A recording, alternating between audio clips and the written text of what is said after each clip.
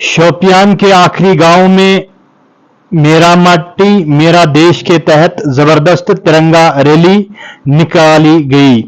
Rally में मुकामी लोग, पंचायती इदारों और मुकामी पुलिस ने शिरकत की। तारीख में पहली बार हीरपोरा शोपियान के आखिरी गांव से तिरंगा रैली निकाली है। रैली का एहतमाम बीजेपी के सरपंच एजाज और एसएचओ हीरपोरा ने भी रैली में शिरकत की।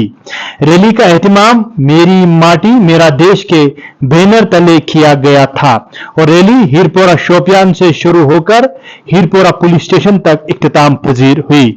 आइए देखिए जुनूबी जिले से हमारे नुमाइंदे मुजम्मिल याकूब की ये मुफस्सल रिपोर्ट। भारत माता की जय, भारत माता की जय। मेरी मिट्टी मेरा देश है, क्योंकि 15 अगस्त की हम तैयारी कर रहे हैं।